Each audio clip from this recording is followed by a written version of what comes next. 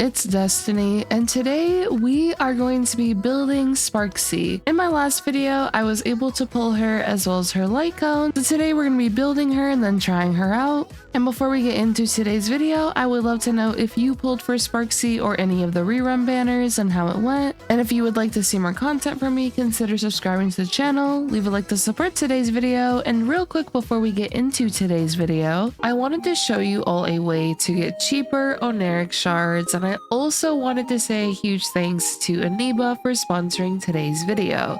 Aniba is a website where you can purchase Oneric shards at a discount, and all you have to do is provide your Star Rail UID, select the pack that you would like to purchase, and well, bam, within a few minutes, you will receive the Oneric shards within your account, and now you'll be able to pull for your favorite characters at a discount. You can also use Aniba for other games as well, such as Genshin Impact, Zenless Zone Zero, and so on. Aniba also has 10% cash back for your purchases. All you have to do is, after your purchase, go to your orders, claim your cash back, and now you can use your cash back on anything on Aniba's website. And if you would like, you can even get more Oneric shards by doing this. For those interested, you can check out Aniba using my link in the description, and now let's carry on with today's video. Here I have my Sparxie, and I was able to get her to level 80 as well as her light cone level 80 last time, and for today I do need to work on her traces as well as her relics. Looking at her materials, I need these little wax materials in order to upgrade her skill, so we're just gonna upgrade the skill. There we go. All right, let's just do this. There we go. And now we can ascend the ultimate once again. In order for me to max out the ultimate though, I will have to do a bit more farming, so we're just going to quickly do that right here, and I believe 2 runs should be able to get us enough. So we go back to Sparxie and then we take a look. Okay, we can get her ultimate to level 10, and for her basic attack I'll just get it up to 5. It's fine. So we now have all of her traces maxed out except for the basic, and now we have to work on the relics. For the relics, I primarily want pieces that have crit rate, crit damage. For her crit rate, ideally I will want 100% crit rate in battle for Sparxie. Because of that, we have to get pretty lucky with some of these rolls here, especially when it comes to the crit rate, crit damage. Okay, this one's speed and crit damage, so not exactly what we need. Oh wow, this piece could potentially be promising as long as it doesn't roll into effect hit rate. And as for the rest of the pieces, okay, oh, that one can also potentially be promising if it doesn't roll into effect hit rate. Why are we getting effect hit rate alongside our crit rate and crit damage? Sparxie doesn't need the effect hit rate at all, so hopefully we don't have to deal with effect hit rate rolls. Me saying that now, I feel like we will. All right, this run is almost over, so we can see what we get here. Okay, no, I don't know about that one. Okay, so oh my gosh, effect hit rate again. What is going on? We keep getting effect hit rate alongside attack, crit rate, and crit damage. Well, I guess like as long as it doesn't roll too much into the effect hit rate or roll at all in the effect hit rate, I think we would be okay. Okay, now let's try putting on some new pieces. Let's see for this right here. Come on. No, the effect hit rate roll. Oh my gosh, we also barely got any crit or crit damage with that. Okay, that hand piece is not the greatest in my opinion. Okay, we got crit damage here, so this can work. Also for the planar, I might try maybe for the energy regen rope, just depending on how much attack we have after putting on all our pieces. I might also try to see if I can get an energy regen rope. We're just gonna craft some pieces. Oh, okay, so this attack sphere ended up pretty decent. Now let's try upgrading these pieces here. And okay, so we did get a crit damage roll, so hopefully another one. Oh my gosh, the effect hit rate. Why does my Sparxie have so much effect hit rate? She does not need this much. Okay, so we got crit rate and break effect for our rope here. Looks a little bit better. We could end up maybe getting a little bit less crit rate and maybe more crit damage. If I am using Yao Guang and her Sig as well as Sparkle with her Sig, then we can get around 80% crit rate and be fine. But I might just end up keeping it like this, or I might also just try a speed boot or an energy regen rope. Definitely could be better, but once again, for right now, it's fine. Also, Sparxie's dance is just so freaking cute. Let's try her out though and see how my Sparxie Sparxie does. Here we have my Sparxie team, and we're just gonna try them out here. Honestly, I'm really curious how the team will do, just because of the fact my builds can definitely have some improvements. With Sparkle, we're just gonna advance towards Sparxie, as well as use her ultimate here to give the additional buffs here for our team members and the overflow skill points. And now with Sparxie, we can just continuously enhance her basic attack, and boom, there we go. Yao Guang basic, follow up here with the ultimate,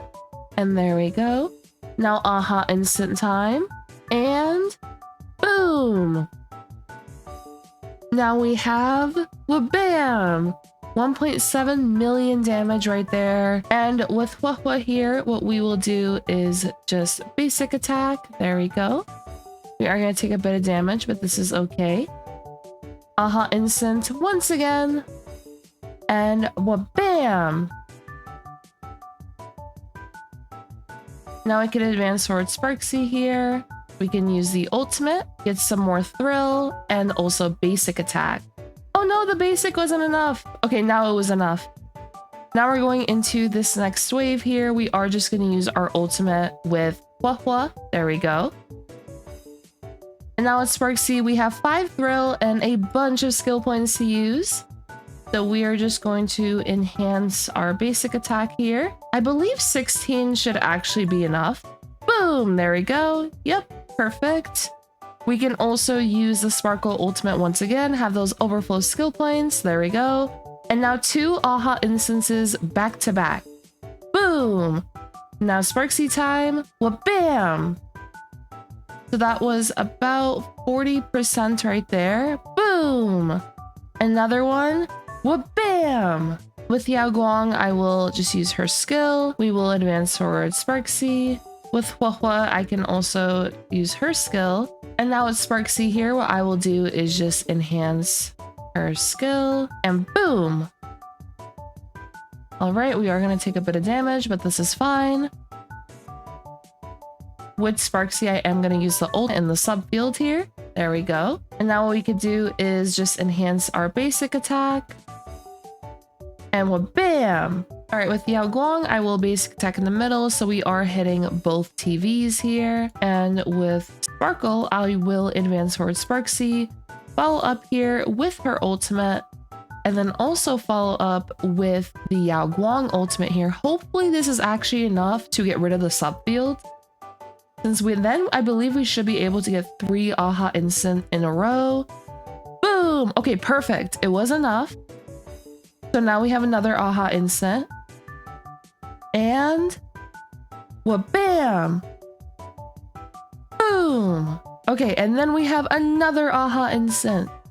Okay, so we literally had 3 in a row right there. I believe we actually should. Yay, we got the 0 cycle clear. I wanted to time all those aha instances at the same time like that, so that we would be able to get out of the subfield, then basically deal 2 aha instant to Sparxie's HP bar here. And boom, there we go. We're able to get a 0 cycle clear there. So here's the Sparxie. Once again, her build could definitely use some improvement. I think I honestly want to switch maybe to the energy regen row due to the fact that I already have 3.3k attack. And for her trace conversion, she will want 3.6k attack, but we get more attack from Sparkle already being on the team when it comes to Lushaka and then Sparkle's Trace Nocturne. So because of that, we're already going to overcap on the attack, so we could take advantage of the extra energy recharge. The alternative option can also be going for speed boots instead of attack boots, which will also influence Aha's speed, as Aha is influenced by the number of relation characters you have, plus their speeds. And when it comes to Yao Guang, my Yao Guang also needs some work, honestly. I would like her to be a bit faster than what she is right now. But here is my Yao Guang. We do have her light cone here, but for both of these characters, you can use Mushy Shroomi's Adventures, which is an MOC shop light cone. Trace is maxed out except for basic. Relics, we're just using Lushaka and Diviner of Distant Reach. And Eidolons, E0. All my characters here are E0. And then we have Sparkle here. My Sparkle also needs some work. It would be nicer if she was a bit faster, but it's okay. We're just using Sparkly Von Whack and then Ordeal. Eidolons once again E0. And then we also have the Hua here which here is Huahua's build.